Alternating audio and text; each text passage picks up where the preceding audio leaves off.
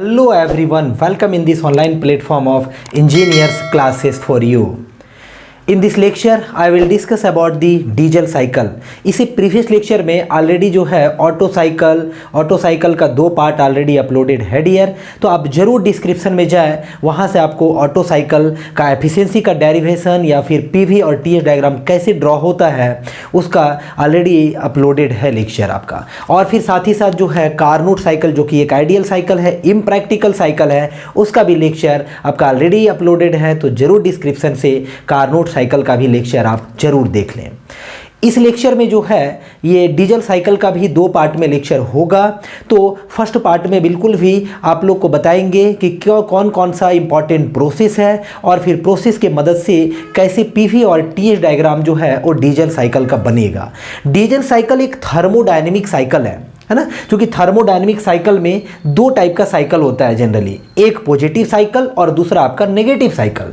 Positive cycle का मतलब हुआ पावर प्रोड्यूसिंग साइकिल जो कि ऑलवेज क्लॉकवाइज सेंस में बनता है। नेगेटिव साइकिल का मतलब हुआ पावर एब्जॉर्बिंग साइकिल जो कि एंटी क्लॉकवाइज सेंस में बनता है डियर।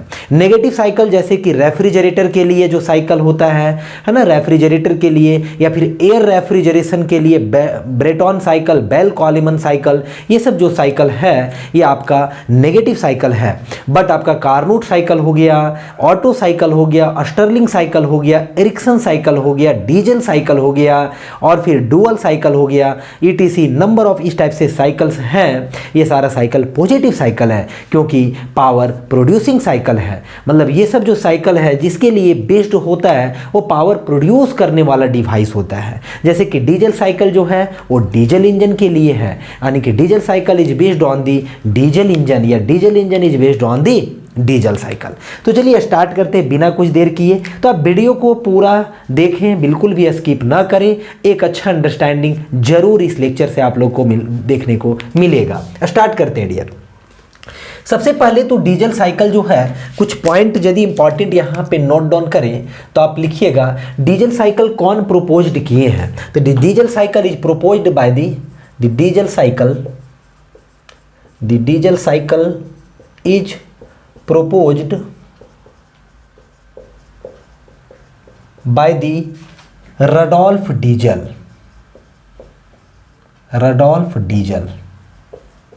ठीक है, रडोल्फ डीजल जो है ये साइंटिस्ट का नाम है, ये प्रपोज किए थे कौन सा साइकिल, डीजल साइकिल प्रपोज किए थे।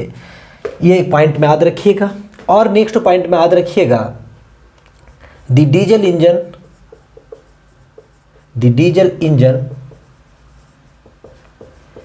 Is based on the diesel cycle.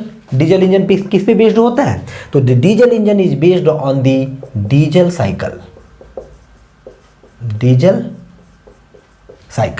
The diesel engine is based on the diesel cycle. मेरे प्यारे दोस्तों ये भी पॉइंट याद रखिएगा कि जैसे कि ऑटो साइकिल जो पेट्रोल इंजन है वो किस पे बेस्ड है, आपका ऑटो साइकिल पे, वैसे ही देखिए डीजल इंजन को जो है एक और नाम से जानते हैं और उसका नाम है कंप्रेशन इग्निशन इंजन। क्या रीजन है वो हम थोड़ा सा समझेंगे अभी। कंप्रेशन इग्निशन इंजन, ठीक है। डीजल इंजन क्या नाम है, कंप्रेशन इग्निशन इंजन, जिसको सीआई इंजन से भी बोला जाता है, सीआई इंजन भी डायरेक्टली बोला जाता है, सीआई इंजन। जैसे कि पेट्रोल इंजन को एसआई इंजन बोला जाता है, स्पार्क इग्निशन इंजन मतलब एसआई इंजन। ये एक डीजल साइकिल मतलब कि कैसा साइकिल है, तो आप कह सकते हैं ये एक पॉजिटिव साइकिल है, मतलब कि the cycle is used for power producing device. क्योंकि ये डीजल इंजन क्या है आपका, तो पावर प्रोड्यूसिंग डिवाइस है। आप ऐसे भी कह सकते हैं the cycle is employed for power producing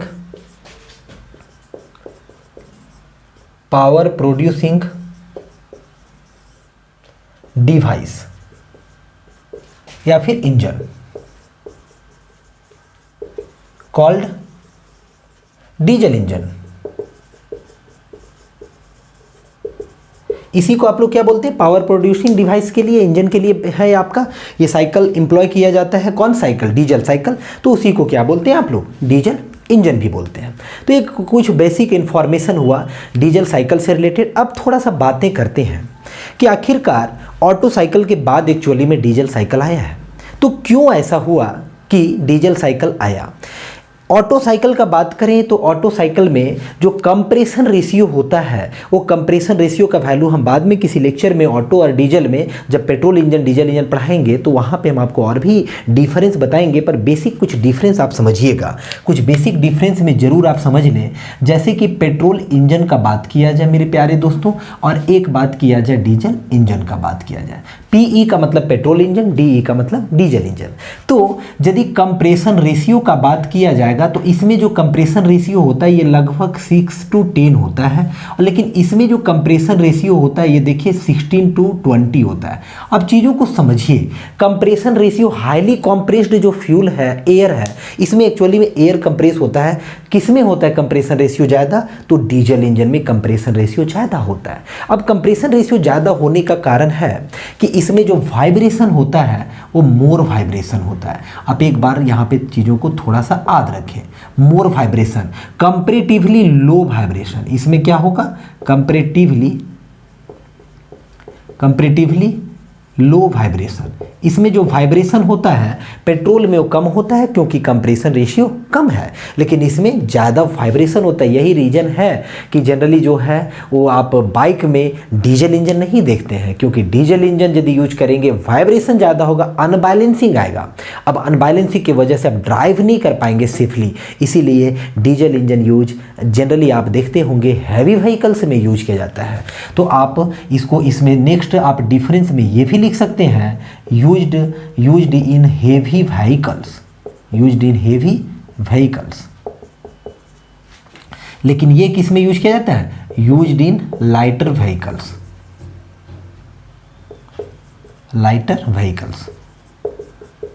तो देखिए डिफरेंस तो हम आगे और भी पेट्रोल डीजल के केस में और भी बताते रहेंगे आपको, पावर किसका ज़्यादा होता है, एफिशिएंसी, हर एक चीज़ बताएंगे।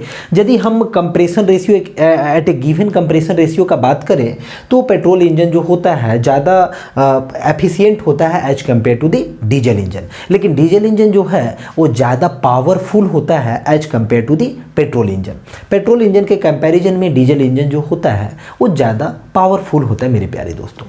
तो खैर एक कंप्रेशन रेशियो एक्चुअली हमको समझना था, और भी बातें होगा। जैसे देखिए इसमें स्पार्क और भी कुछ ऑरली याद रखें, पेट्रोल इंजन में स्पार्क प्लग होता है, डीजल में there is no spark plug. Petrol engine में जो होता है आपका वो कार्बोरेटर होता है, there is no carburettor in case of diesel engine. In case of diesel engine fuel injector is employed. क्या यूज किया जाता है डीजल में? फ्यूल इंजेक्टर यूज किया जाता है, F-I, है ना। लेकिन पेट्रोल इंजन में कोई फ्यूल इंजेक्टर नहीं होता है ना, कोई डीजल में स्पार्क प्लग भी नहीं होता है। कुछ बात आप समझिए, यदि आप आर का वैल्यू का बात करें, ये आर का वैल्यू है, तो आर का वैल्यू कम होने का ही रीजन है। आर का वैल्यू जो है पेट्रोल इंजन में कम है, इसीलिए क्या होता है कि डीजल इंजन का कॉन्सेप्ट आया। डीजल इंजन का कॉन्सेप्ट आया क्योंकि डीजल इंजन में सबसे पहले जो कंप्रेस किया जाएगा वो आपको एयर को कंप्रेस किया जाता है, स्पार्क प्लग नहीं होता है। तो स्पार्क प्लग यदि नहीं होगा तो आप एयर को हाईली कंप्रेस्ड करना पड़ेगा, मतलब इतना ज़्यादा कंप्रेस करना पड़ेगा एयर को कि ताकि उसका टेम्परेचर प्रेशर जो है वो ऑटो इग्निशन टेम्परेचर को अचीव करे, जो कि डीजल का ऑटो इग्निशन टेम्परेचर होता है, जो कि डीजल का सेल्फ इग्निशन टेम्परेचर होता है। जितना भी सेल्फ इग्निशन टेम्परेचर डीजल का होगा, यदि पेट्रोल के कंप्रेशन के बाद उतना अचीव हो जाएगा। जैसे फ्यूल इंजेक्टर से ड्रॉपलेट्स में डीजल जो है वो आपका सिलेंडर के अंदर इंसर्ट होगा या फिर ड्रॉपलेट्स में आएगा, वैसे स्पार्क वैसे क्या होने लगेगा, बर्निंग स्टार्ट हो जाएगा। यानी कि स्पार्क प्लग का रिक्वायरमेंट नहीं होगा। यहाँ पे जो कंबसन होता है इसीलिए नाम है कंप्रेशन इग्निशन। एयर के कंप्रेशन की वजह से होता है, एयर कंप्रेस हो जाता है, एयर गर्म हो जाता है, ज़्यादा हीटअप हो जाता है एयर, और उसी पे फिर ड्रॉपलेट से जैसे आता है फ्यूल इंजेक्टर से आपका डीजल का बर्निंग स्टार्ट हो जाता है, डीजल का कंबसन स्टार्ट हो जाता है। ये एक बेसिक फेनोमेना था, बेसिक प्रोसेस है, उस प्रोसेस को भी हम एक तरह समझेंगे। देखिए और भी कुछ डिफरेंस यहाँ पे समझिएगा आप, जिसमें बेसिक डिफरेंस ये हो गया कि कंप्रेशन रेशियो ज़्यादा यूज करना था, इसलिए डीजल इंजन का कॉन्सेप्ट जनरली आया। पेट्रोल इंजन में कंप्रेशन रेशियो ज़्यादा नहीं होता है ना, तो हैवी व्हीकल से में आप यूज नहीं कर पाएंगे पेट्रोल इंजन, इसीलिए ये कॉन्सेप्ट जनरली डीजल का आया था। अब जो है क्या डिफरेंस है, तो बेसिक डिफरेंस का यदि बात करें तब ऑटो में ऑलरेडी पढ़े हैं कि दो जो होता है आपका आइसोकोरिक प्रोसेस होता है, यानी heat addition isochoric, heat rejection भी आइसोकोरिक, लेकिन कंप्रेशन और एक्सपेंशन रिवर्सिबल एडियाबेटिक, जिसको आइसेंट्रोपिक प्रोसेस भी बोलते हैं, यानी compression takes place isentropically as well as expansion also takes place isentropically in case of Otto engine, Otto cycle. यहाँ भी जो होगा वो कंप्रेशन और एक्सपेंशन सेम होगा ऑटो के जैसा ही, और साथ ही साथ रिजेक्शन भी सेम होगा। वो ओनली डिफरेंस है, तो डिफरेंस है डीजल और ऑटो में, वो है हीट एडिशन प्रोसेस में। इन केस ऑफ, यहाँ पे इसीलिए याद रखिएगा, इन case of diesel cycle, in case of diesel, in case of diesel cycle heat addition takes place, heat addition है ना, heat addition takes place at constant pressure, at constant pressure। अब constant pressure को ही बोला जाता है isochoric, isochoric, या फिर इसी को एक और नाम से जानते हैं आइसोपेस्टिक। तो याद रखिएगा जो डीजल इंजन है उस केस में पेट्रोल इंजन में हीट एडिशन कांस्टेंट वॉल्यूम होता था, लेकिन डीजल इंजन में डिफरेंस है कि कांस्टेंट प्रेशर पे हीट एडिशन होगा। लर्न करने के लिए P फॉर पेट्रोल, तो पेट्रोल में आपका कांस्टेंट प्रेशर पे नहीं होगा, डीजल में होगा, रिवर्स होगा, थोड़ा याद रखने के लिए, क्योंकि बाकी तीन जो है प्रोसेस वो बिल्कुल भी सेम है दोनों साइकिल में मेरे प्यारे स्टूडेंट। तो in case of diesel cycle heat addition takes place, heat addition takes place at constant pressure. और भी याद रखिएगा, एंड देखिए और भी प्रोसेस है, heat rejection, heat rejection takes place at volume बराबर constant similar to Otto cycle, similar to किस साइकिल का, ऑटो साइकिल, इसमें भी वॉल्यूम कांस्टेंट होगा। और भी याद रखिएगा compression, compression and expansion, compression and expansion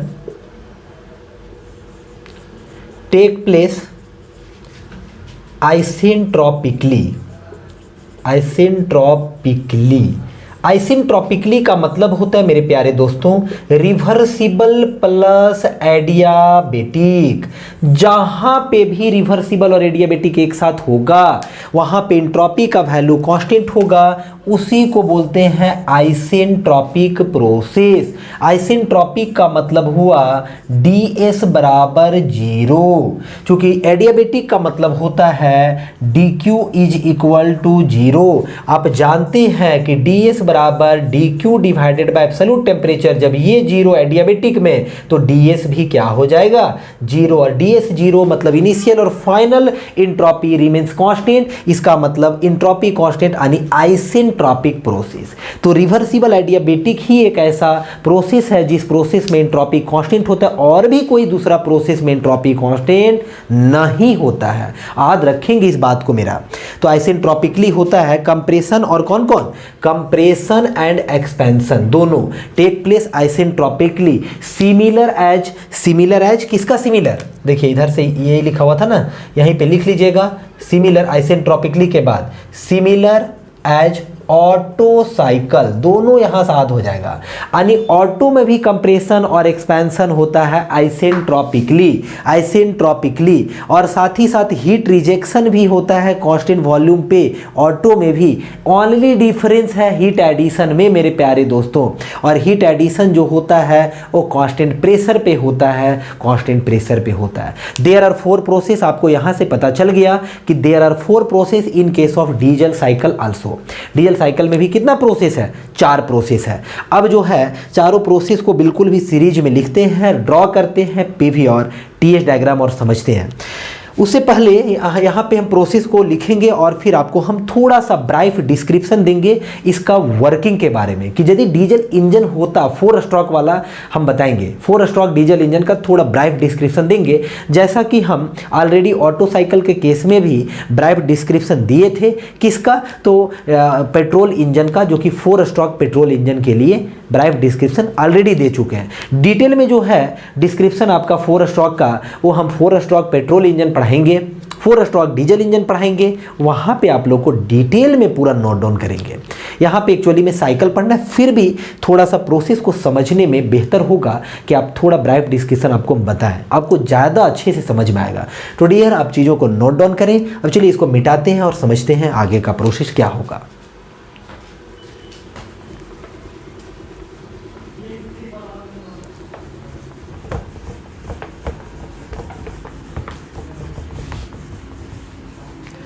चलिए डियर, तो अब आपको बतलाते हैं, प्रोसेस सारा लिखते हैं और फिर थोड़ा सा ब्राइफ डिस्क्रिप्शन देकर के आपको बतलाते हैं। तो प्रोसेस में याद रखिएगा, प्रोसेस किसका प्रोसेस? तो आपका डीजल साइकिल के लिए, क्योंकि जब तक प्रोसेस नहीं मालूम होगा आप बिल्कुल भी ड्रॉ नहीं कर सकते हैं। क्या नहीं ड्रॉ कर सकते हैं? पीवी और टीएस डायग्राम, क्योंकि पीवी टीएस डायग्राम जरूरी है एनालिसिस करने के लिए, है ना। तो देखिए प्रोसेस क्या होता है, नेमिंग आप कहीं भी कर सकते हैं। हम जो यहाँ पे नेमिंग करने जा रहे हैं 1 से 2, 1 से 2 में जो दिखाएंगे वो 1 से 2 आपका है आइसेनट्रॉपिक, आइसेनट्रॉपिक कंप्रेशन। कैसा प्रोसेस? तो आइसेनट्रॉपिक कंप्रेशन, इसी को एक और नाम से जानते हैं और वो है reversible plus adiabatic, reversible plus adiabatic compression, reversible plus adiabatic compression. याद रखिएगा, जो कि सेम हो रहा था ऑटो के केस में भी।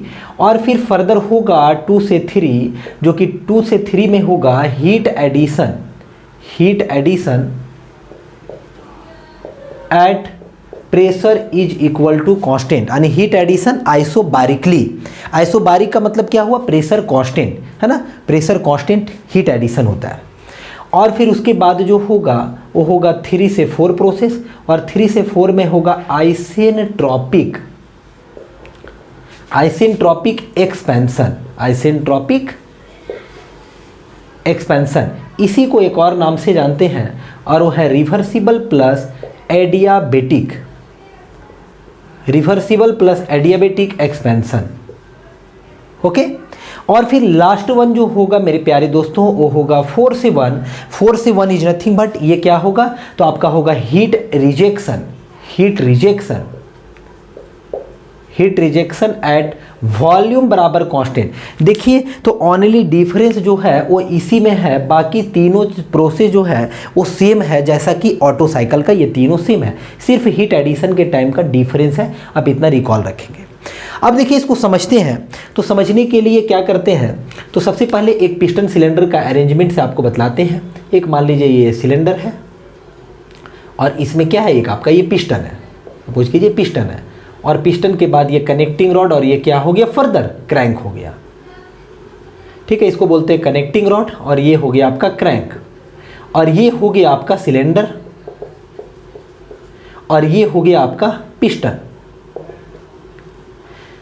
देखिए क्या होता है, तो सबसे पहले जो होगा वो इसमें भी आपका होगा एक इनलेट वाल्व और एक आउटलेट वाल्व, आउटलेट वाल्व होगा और एक क्या होगा, इनलेट वाल्व होगा। लेकिन यहाँ पे कोई स्पार्क प्लग नहीं होगा, ये होगा FI। FI का मतलब है फ्यूल इंजेक्टर, फ्यूल इंजेक्टर, ये फ्यूल इंजेक्टर है सपोज कीजिए। SI नहीं होता है, मतलब सॉरी SP नहीं होता है, स्पार्क प्लग नहीं होता है, ये कंप्रेशन इग्निशन इंजन है, यानी उसी के लिए डीजल साइकिल बनता है। तो यहाँ से देखिए फ्यूल इंजेक्टर लिखा हुआ है, कैसे कैसे क्या हुआ। तो सबसे पहले एक और प्रोसेस होता है, वो होता है आपका, उसको कंसीडर यहाँ पे नहीं करते हैं, 0 से 1, और 0 से 1 में होता है suction of fresh air to the cylinder. Okay, suction of fresh air होता है। याद कीजिए पेट्रोल में एयर प्लस पेट्रोल का मिक्सचर का सक्शन होता है जो कि कार्बोरेटर के अंदर होता है। यहाँ पे there is no carburettor in case of diesel engine. Okay, तो यहाँ पे सक्शन ऑफ फ्रेश एयर कहाँ से, टू दी सिलेंडर, सिलेंडर के तरफ। देखिए यहाँ से सक्शन होता है। अब सक्शन कब होगा, तो याद रखिएगा यहाँ पे हम शॉर्टकट में लिख रहे हैं कुछ बातें। Suction of fresh air, fresh air ये कब होगा, तो ये होगा टीडीसी से बीडीसी के तरफ जाएगा पिस्टन। यहाँ पे एक होता है डियर टीडीसी और एक होता है आपका बीडीसी।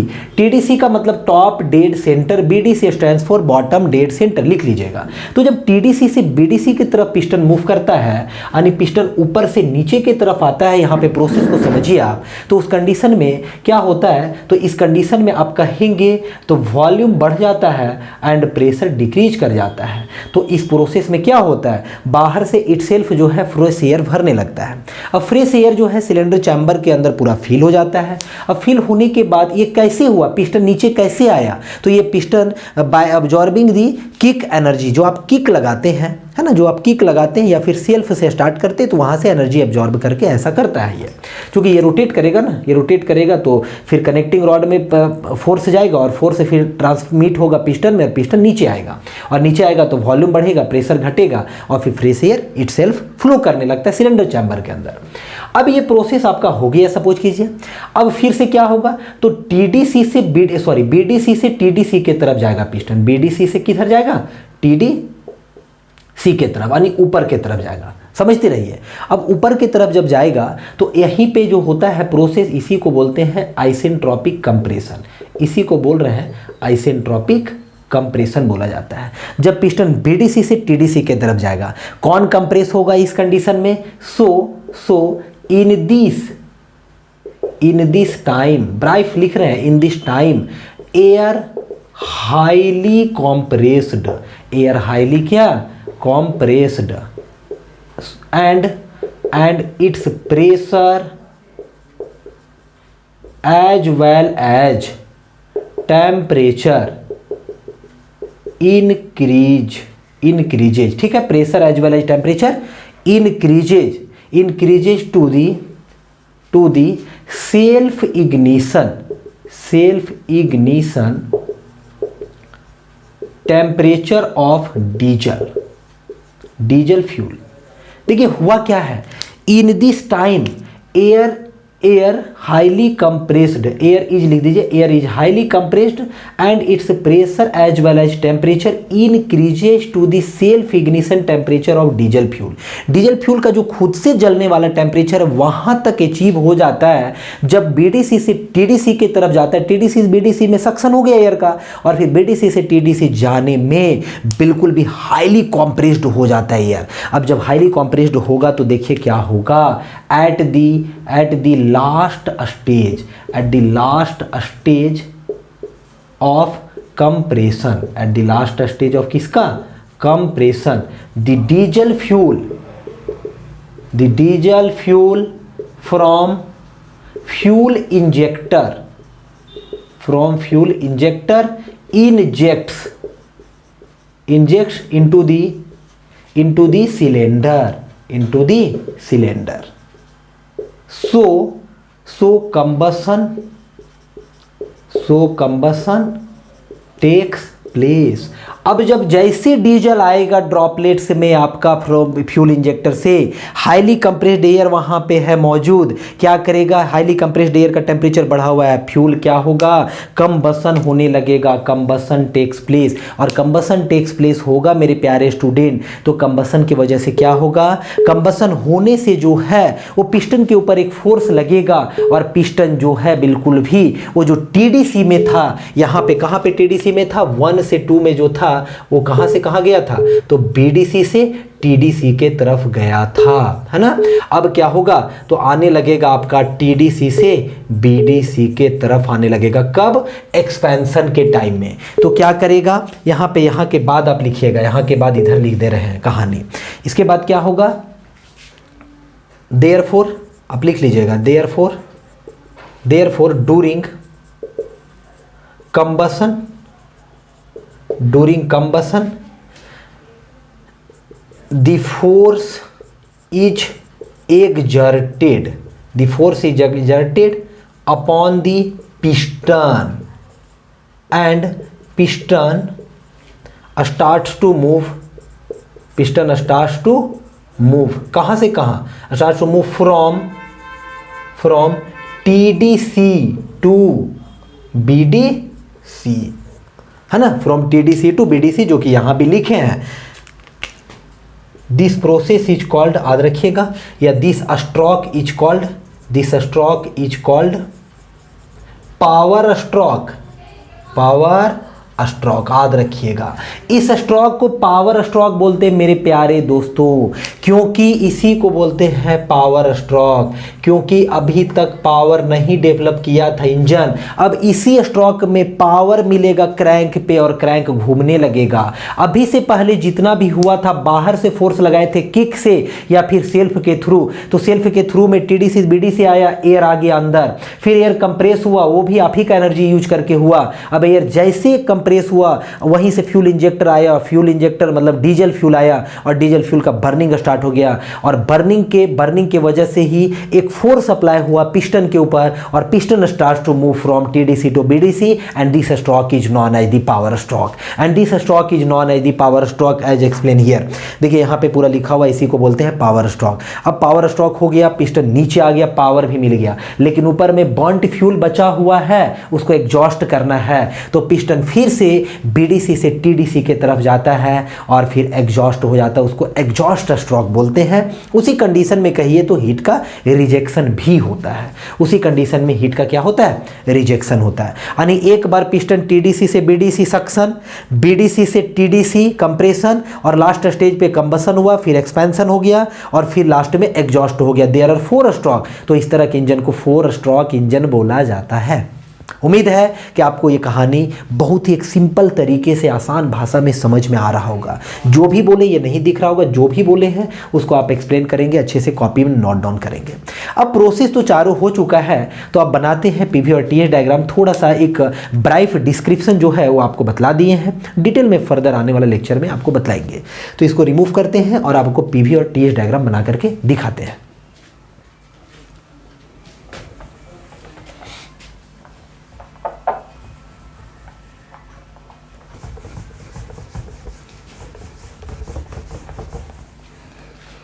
चलिए, सारा प्रोसेस यहीं पे लिखा हुआ है। अब PV और TS डायग्राम ड्रॉ करते हैं। PV and TS diagram for diesel cycle, ये इंपॉर्टेंट है एनालिसिस के लिए। इसके बाद आने वाला इसका पार्ट 2 में जो है वो डीजल साइकिल का एफिशिएंसी आपको बताएंगे डिराइव करके कि क्या होता है एफिशिएंसी का फॉर्मूला और कैसे ड्राइव होता है, नेक्स्ट पार्ट में बताएंगे। तो PV डायग्राम देखिए क्या होता है। सबसे पहले PV का मतलब हुआ pressure versus volume, pressure versus volume, जिसमें प्रेशर और वॉल्यूम का एनालिसिस पॉइंट टू पॉइंट आप कर पाएंगे। सबसे पहले तो सक्शन हुआ, तो चलिए एयर का सक्शन हो गया 0 से कहाँ तक 1 तक। ये कौन सा हुआ प्रोसेस? ये सक्शन का हुआ। किसका सक्शन होता है? तो याद रखिएगा एयर का, ओनली एयर का, ओनली एयर का होता है। पेट्रोल के केस में पेट्रोल और एयर दोनों का मिक्सचर का सक्शन होता है। और फिर 1 के बाद जो है वो आपका कंप्रेशन का प्रोसेस हुआ। आपको मालूम होना चाहिए कि कंप्रेशन आइसेंट्रोपिक है, और आइसेंट्रोपिक यहाँ दिखता नहीं है, उसको कर्व से डिनोट करेंगे, हम ऑटो में ऑलरेडी बताए हैं। यहाँ पे जैसे कांस्टेंट वॉल्यूम ड्रॉ करना हो तो vertical line, constant pressure draw करना हो तो हॉरिजॉन्टल लाइन। लेकिन आपका देयर आर 5 प्रोसेस होता है आइडियल गैस का, जिसमें एडियाबेटिक भी है, आइसोथर्मल भी है, पॉलीट्रॉपिक भी है ना। 2 तो आप कर लेंगे, आइसोकोरिक और आइसोबारिक हो जाएगा, लेकिन 3 और कैसे होगा? तो तीनों को कर्व से दिखाया जाता है, जिसमें यदि तीनों का कर्व एक साथ डिनोट करेंगे, थर्मल इंजीनियरिंग के लेक्चर में मेरा आप देखिए, वहाँ से आपको बहुत उसका डेरिवेशन है पूरा कि क्यों कर्व बनता है। लेकिन आप एक चीज़ लर्न करके रखें, बार बार डेरिवेशन नहीं कर सकते हैं, कि प्रेशर वर्सेस वॉल्यूम में प्रेशर और वॉल्यूम के अलावा जो और 3 बचा वो प्रोसेस ड्रॉ करना हो तो आप उसको कर्व से दिखाएं, ठीक है। वैसे ही टेम्परेचर वर्सेस इंट्रोपी में जो है टेम्परेचर यानी आइसोथर्मल और आइसेंट्रोपिक छोड़ करके आइसोकोरिक हो गया, आइसोबारिक हो गया, ये सब को आप बिल्कुल भी कर्व से दिखाएं। ये बात हम ऑलरेडी थर्मल में बता चुके हैं, ठीक है। कॉन्सेप्ट के लिए आप थर्मल इंजीनियरिंग का लेक्चर प्रीफर कर सकते हैं। तो कैसे होगा, तो 1 से 2 में कंप्रेशन हुआ है। कंप्रेशन का मीनिंग ही होता है वॉल्यूम डिक्रीज होना, तो ऑब्वियस है इधर आगे नहीं बढ़ेगा, इधर होगा, तो कंप्रेशन का प्रोसेस हो गया, ये आपका कंप्रेशन का प्रोसेस हो गया। ठीक है, ये कैसा प्रोसेस है, देखिए कर्व से दिख भी रहा है, एक आपका स्मूथ कर्व बनाना है। 1 से कहाँ पहुंच गए, 2 पॉइंट के पास। अब 2 से 3 में ध्यान दीजिए, तो 2 से 3 जो पॉइंट है ये कांस्टेंट प्रेशर का है, हीट एडिशन का, तो कांस्टेंट प्रेशर लाइन हॉरिजॉन्टल होगा।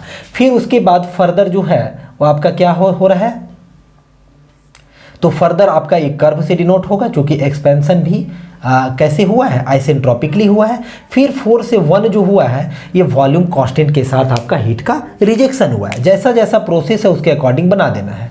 तो ये हीट का रिजेक्शन हो गया, और यहाँ पे मेरे प्यारे दोस्तों हीट का क्या हुआ है, एडिशन हुआ है। और ये जो प्रोसेस है इसमें वर्क क्या मिला है, आउटपुट मिला है। साइकिल को जरा ध्यान से देखिए, क्लॉकवाइज बना है, क्योंकि power producing cycle always clockwise होता है। देखिए यहाँ पे ध्यान से समझिए चीज़ों को, तो क्या क्या कैसे हो रहा है। ये जो आपको दिख रहा है, जो ब्लू कलर से भी दिखा रहे हैं, ये दोनों जो यहाँ पे है ये रिवर्सिबल प्लस एडियाबेटिक है, जिसको बोलते हैं आइसेंट्रोपिक, है ना, एंट्रोपी। और यहाँ पे जो आपको दिख रहा है ये है pressure is equal to constant, और यहाँ पे है volume is equal to constant. यहाँ पे प्रेशर का बात करें तो 2 पॉइंट का और 3 पॉइंट का प्रेशर बराबर है। यहाँ पे वॉल्यूम का बात करें तो 1 पॉइंट का और 4 पॉइंट का वॉल्यूम बराबर है। ठीक है, टोटल वॉल्यूम का बात करें तो टोटल वॉल्यूम जो आपका है वो ऑब्वियस है कि ये टोटल, ये आपका है स्वेप्ट वॉल्यूम और ये है आपका क्लियरेंस वॉल्यूम। ठीक है, टोटल वॉल्यूम का बात करें तो होगा clearance volume plus swept volume, total volume होगा। ठीक है, उम्मीद है 1 से 2 आपका एडियाबेटिक था, कर्व से बना। 2 से 3 आपका क्या था, प्रोसेस, कैसा प्रोसेस था, आइसोबारिक था, कांस्टेंट प्रेशर हीट एडिशन था, हॉरिजॉन्टल लाइन। 3 से 4 फिर फर्दर जो था एक्सपेंशन था, वो भी आइसेंट्रोपिक था, तो उसको भी कर्व से दिखाई। फिर 4 से 1 आपका कांस्टेंट वॉल्यूम था, तो कांस्टेंट वॉल्यूम वर्टिकल से दिखाया जाएगा, हीट का रिजेक्शन। ये आपका पीवी डायग्राम हो गया। उम्मीद है समझ में आ रहा होगा। अब इसके बाद जो है एक टीएस डायग्राम भी बनेगा, तो चलिए यहाँ पे हम टीएस डायग्राम बगल में ही दिखा देते हैं, जिसमें टेम्परेचर और एंट्रोपी के बारे में पता चलेगा पॉइंट टू पॉइंट। तो सबसे पहले देखिए क्या हुआ, 1 से 2 जो है वो रिवर्सिबल एडियाबेटिक है, जिसमें एंट्रोपी का वैल्यू कांस्टेंट होता है। तो एंट्रोपी कांस्टेंट कैसा दिखाया जाएगा, ऑब्वियस है कि 1 से क्या होगा, ये 2 होगा, क्योंकि 1 पे एंट्रोपी और 2 पे एंट्रोपी बराबर है, आइसेंट्रोपिक प्रोसेस है। 2 से 3 में हीट का एडिशन हुआ, ऑब्वियस है हीट जब ऐड होगा कंबसन की वजह से, तो हीट ऐड होगा तो टेम्परेचर बढ़ेगा, सभी लोग बता सकते हैं। तो ये कर्व से बनेगा, क्योंकि यहाँ पे प्रेशर और वॉल्यूम को कर्व से दिखाया जाएगा टीएस डायग्राम में, तो कर्व से बनेगा, कर्व ऊपर की तरफ शिफ्ट करेगा। ठीक है, ये हो जाएगा 2 से 3 पॉइंट। यहाँ पे आप देखिए तो क्लियरली आप बता सकते हैं, ये जो 2 से 3 है हीट का एडिशन है, और pressure is equal to constant है, प्रेशर इज इक्वल टू क्या है, कांस्टेंट। उसके बाद 3 से 4 में फर्दर जो है वो 3 से 4 आप देख पा रहे हैं कि आइसेंट्रोपिक है, यानी कि 3 का एंट्रोपी और 4 का एंट्रोपी क्या होगा, बराबर होगा, यानी S3 बराबर S4 होगा। और फिर फर्दर जो है वो आपका क्या हो जाएगा, 4 से 1 हो जाएगा, जो कि यहाँ पे क्या हुआ है, 4 से 1 में हीट का रिजेक्शन हुआ, यहाँ से यहाँ क्या मिला है, वर्क आउटपुट मिला है। साइकिल को जरा देखें तो साइकिल आप क्लियरली देख पा रहे हैं कि साइकिल आपका कैसा बन गया, क्लॉकवाइज साइकिल बना। साइकिल कैसा बन गया, क्लॉकवाइज साइकिल बन गया। ये पीवी और टीएस डायग्राम है, थोड़ा सा और भी चीज़ें को समझें तो ये वॉल्यूम बराबर कांस्टेंट है और ये प्रेशर बराबर कांस्टेंट है, ये प्रेशर बराबर कांस्टेंट, ये वॉल्यूम बराबर कांस्टेंट है। एक्चुअली में सही से एकदम एग्जैक्ट आप सोचें ना, तो वॉल्यूम बराबर कांस्टेंट कर्व ज़्यादा स्टीपर होता है as compare to the pressure बराबर कांस्टेंट, यानी isochoric curve is more steeper than the isobaric curve. ये भी थर्मल में हम ड्राइव किए थे ये कॉन्सेप्ट को, पर याद रखिएगा इसमें इस डायग्राम में adiabatic is more steeper than isothermal, यदि दोनों बनता तो, यहाँ दोनों नहीं बना। और इस डायग्राम में जो होता है टीएस डायग्राम में आइसोकोरिक मोर स्टीपर देन आइसोबारिक होता है, तो ये थोड़ा स्टीपर नज़र आना चाहिए था और ये कम, लेकिन कोई इशू नहीं है, एक रफ डायग्राम होता है जो कि दोनों कर्व से डिनोट होगा। ऑलमोस्ट यहाँ पे लिख दिया volume constant, pressure constant, there is no issue, कोई प्रॉब्लम नहीं है। तो यहाँ पे आप देख पा रहे हैं कि pressure versus volume diagram, temperature versus volume diagram बिल्कुल भी क्लियरली बन चुका है। अब हम जो है नेक्स्ट लेक्चर में आपको बतलाएंगे कि आपका कट ऑफ रेशियो क्या होता है, कंप्रेशन रेशियो क्या होता है, एफिशिएंसी डीजल साइकिल का क्या होगा, मतलब डीजल इंजन का क्या होगा। क्योंकि ये लेक्चर ऑलरेडी बहुत बड़ा हो चुका है मेरे प्यारे दोस्तों, तो आप बिल्कुल भी ये कॉन्सेप्ट आप डीजल साइकिल में समझेंगे। यदि आपको प्रोसेस रिमेंबर है तो आप प्रोसेस यदि जानते हैं PVTH डायग्राम आप इजीली ड्रॉ कर सकते हैं। थोड़ा सा बेसिक नॉलेज जो है वो थर्मल का बस होना चाहिए।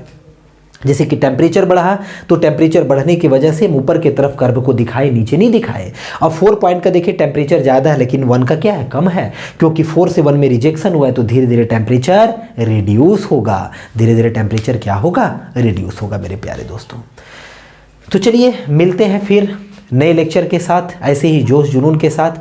आपको यदि ये लेक्चर अच्छा लगा होगा तो ज़रूर दोस्तों के साथ शेयर कीजिए, लाइक कीजिए, अब प्यारा सा कमेंट ज़रूर लिखें कि आपको कैसा लगा, किस टॉपिक पे आपको और भी लेक्चर चाहिए, ज़रूर कमेंट बॉक्स में कमेंट करें। आप चैनल पे नए होंगे मेरे प्यारे दोस्तों तो ज़रूर चैनल को सब्सक्राइब करें। Thank you for watching.